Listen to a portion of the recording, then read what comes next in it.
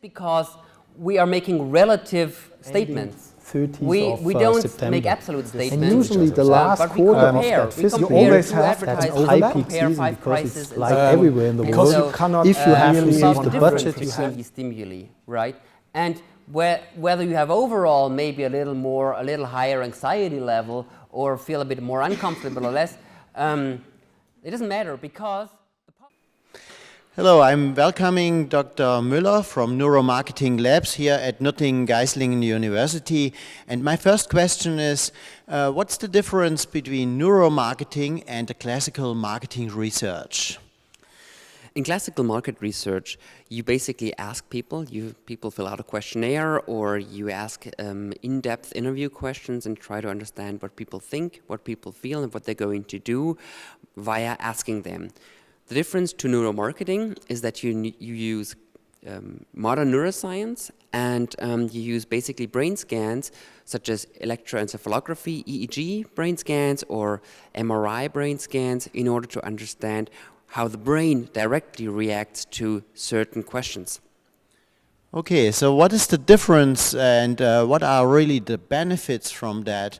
Why should I go for neuromarketing research in comparison? What are really the benefits? Well, if you do classic market research, you basically assume that people know what they think, what they will do in future, and that they have an understanding of what their future behavior is going to be. And we know that all these assumptions are flawed, and that there's a lot of loss in data when you take that approach. And the advantage of neuromarketing is that you observe the activity directly on the brain, and you observe the direct reaction of the brain. And in fact, it gives you a much better predictive power. You have much better chances to predict future behavior if you look at brain activity directly. Okay, maybe you can explain me some use cases. When it's in which areas it's mostly used at the moment? Is it quite common already, or is that really something really new at the moment? Well, it's been known for the last 4 to 5 years in basic academic research that brain scans predict behavior much better than classic questionnaires. And that's been done, for example, in the case of pop songs, the activity of emotional networks that are associated with pleasure or associated with reward. This activity, when listening to a pop song, predicts the future sales of this pop song much better than asking the person whether they would like this pop song or whether they would buy the pop song. Then it's been shown that people are not very good at predicting whether they would, for example, call a cancer research hotline or a quit smoking hotline, basically.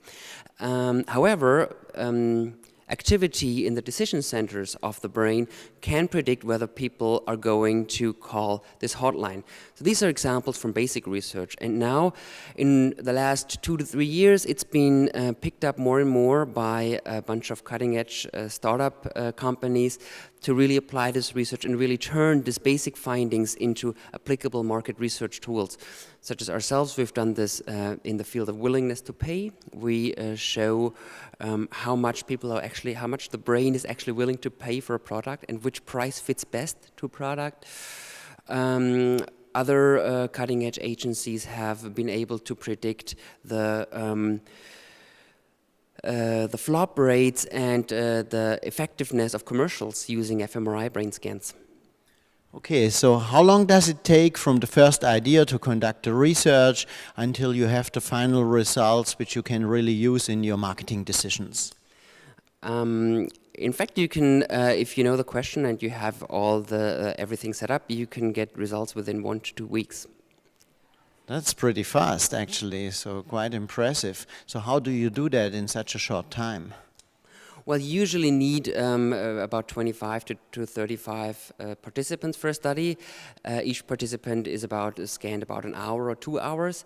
So basically you can do this. We do this occasionally with fMRI, with MRI research, where you can do this within 1 weekend, and then all you need to do is analyze the data and report it to a client. Thank you very much for this interview. Thank you. You're welcome. Okay, so enough about prices. Let's look into advertising. I'm going to show you a quick video, and I'm going to ask you what you think about it afterwards. Nicht jeder Weg im Leben ist dein Weg. Eigentlich gibt es nur einen Weg, der sich richtig anfühlt. Dein Weg. Der ist in dir. Folge einfach deinem inneren Kompass. Du wirst staunen, wo er dich hinführt. Max, folge deinem inneren Kompass. So, is that a good ad or a bad ad? And what is good about it? Or what's not so good about it? Yeah? That's not only the product, it's an adventure with this beer. Yeah. Okay. So, good ideas. It's an adventure. It's something modern. It's tough to figure out with neuroscience, but overall, what I want to show you is it's hard to tell what's actually good about this ad or not, right? Is it the music? Is it certain scenes? Well, what you can do today is, again, we use EEG brain scans. So this is a result that we acquired in our own laboratory in Stuttgart. And I'm going to show you now what is actually, when the brain is actually responding and to which scenes are actually better or worse. So it's a complicated video that you're just going to see, but so you have to be prepared in advance to know what you're looking at. On the left and right, you see electric activity of the brain. That's basically showing you that we actually did do brain scans and not draw these lines. We see in red and blue where people actually were looking. So in this case, everybody started in the middle because there was a dot in the middle before the movie came on. This is the eye movements, right? It's overlaid over the entire video. Also, the eye movements were recorded in our lab, and it's overall, it's data from 35 subjects. Most importantly, we can look at emotional valence, which is the positive and negative emotions. Upwards is positive emotions, downwards is negative emotions. We can look at attention. Up is high attention, low is low attention. And we can look at a bunch of other things, such as sweating, skin temperature, respiration rate, heart rate, all these things that might say something. But the most important things are actually these two lines. They are derived directly from the brain and directly based on cutting-edge analysis. So you see, when you don't know what's going on, people walking away, attention goes down. When somebody looks at you, emotions go up. Also, actually, when you see party beers, again, the lady turns around and the emotions go up. And now, most importantly, obviously, because this is not a fun thing, but it's actually produced to make money, what happens when the logo comes up? And you see that attention goes a little bit higher up in the end. Also, emotions go up, so that's pretty good. We have other pretty interesting TV ads where they have an amazing story, but when the product pops up, everything goes down. You can look at that on our YouTube channel. Especially the Mercedes ad is fabulous because I really love it, but it's not well done regarding the product, because the product when the product comes up, everything is we're losing our customers there. So this is especially useful if you want to figure out which scenes are useful. How should I put my music into ads? Should I, should I use the scenes where people look at me, which is usually a yes, or where people don't look at me, and so forth.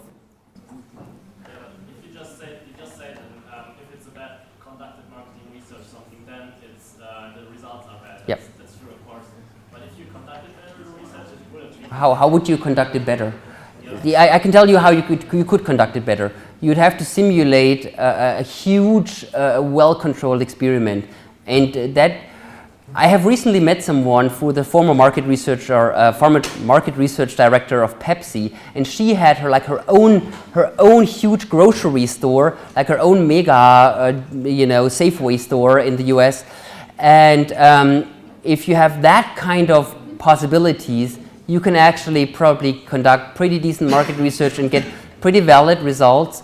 But with just asking somebody, you don't get, especially in pricing. I mean, either you observe it in the real world or you ask people.